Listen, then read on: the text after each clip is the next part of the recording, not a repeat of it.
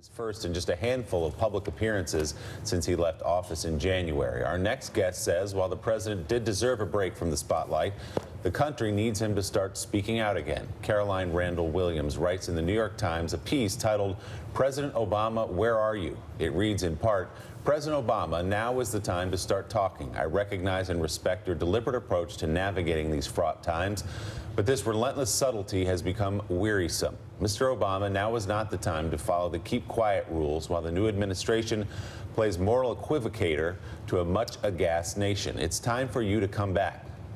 I love that after you posted on Twitter about the violence in Charlottesville, Virginia, you set a record for the most liked tweet, but my joy at the news of your weighing in was complicated by your using a quotation, even one from Nelson Mandela. "I look to you for your good words. I'll keep waiting because I know they will be worth it, but where are they?" And author Caroline Randall Williams joins us now from Nashville. Caroline, thanks so much for being with us this morning. Fascinating column. George W. Bush famously had a policy and still has a policy. He doesn't come out publicly and condemn the man sitting in the Oval Office because he knows how tough the job really is. Why do you think it's different this time? I think it's different this time for a lot of reasons, but I think one of the reasons I think it's different is we've never been in a climate where, the turnover has been so rapid. People in authority positions are continuing to question the president and what's going on on Capitol Hill and in the White House 8 months into the presidency in ways that make us feel very unsettled. And so I think that, passing on the baton, when you do that, you assume that the person who you've passed it to is going to carry on running the race in the same manner or within the same parameters that you had done it. I think that is not happening here. So President Obama privately is not happy with what's been happening in the country in the 7 months since he left office. But what do you think he would accomplish by going out and, let's say, making a speech, something like Mitt Romney did during the campaign, condemning the sitting president of the United States? Do you think there's a risk that would further tear apart the country?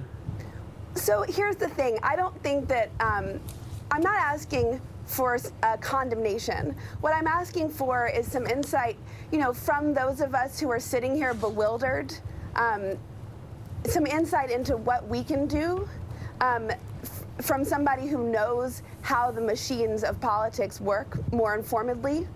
Because I am a private citizen who tries to be civic-minded and engaged, but I'm interested in knowing from somebody who really has a sense of how things do get done, what he thinks we need to be doing.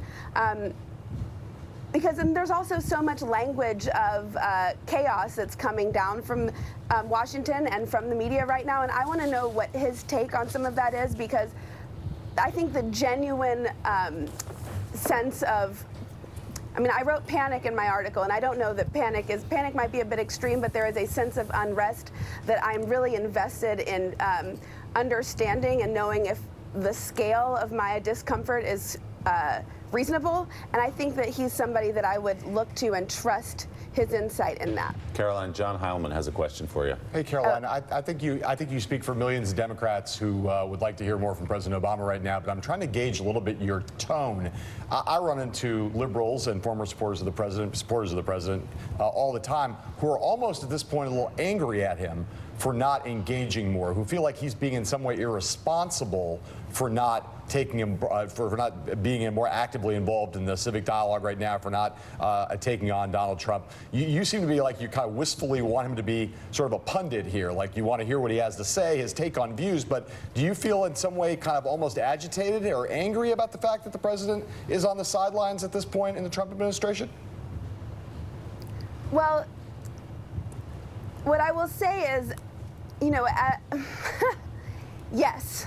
I'm frustrated because I do think that when, as I said, I only ever voted for Barack Obama until November of 2016. I was not able to vote before that because I hadn't yet turned 18 years old. So I was raised up in the political space where he was the president. And, he's saying that he wants to enable young people to take on their civic responsibilities. Part of that is coming back in and giving us the tools to navigate a situation that we were not prepared to navigate. There's talk about the 25th Amendment being pulled out. the president after Obama being a president where people are questioning his fitness in genuine terms is not a normal circumstance in which to move into your next chapter of navigating a political space. So I do think that it is his responsibility to come and talk to us, actually. Noah? Caroline, Noah Rothman with Commentary Magazine. The president, over the course of his presidency from 2009 to 2017, lost 1,042 Democrats their seats. We all remember what happened with Congress. We all remember what happened with the governorships. 25 states are in 100% Republican control. The president made 150 down-ballot endorsements in legislative races where you have the Democratic farm team. The result was they lost chambers in Iowa, Minnesota, and Kentucky. The Democrats are already engaged in the Trump era. Republicans are a little discouraged. Do you think that getting President Obama off the seat might be counterproductive? Might the president getting off the ref's chair engage Republicans in a way they're currently not engaged? I don't think that we can be afraid of. I don't think that we can be afraid of engaging with people of opposing views. I think that part of stepping back and not having these conversations is what has bred things like what happened in Charlottesville. Things that we haven't seen in generations because we haven't pushed all of this up and out. There is no way around this. We have to go through it. So I think that we have to have the conversations. Caroline, Randall Williams, really appreciate you being on with us this morning from Nashville to talk about your piece. It's in the New York Times. Everybody can check it out. Thanks so much. Thank you. Governor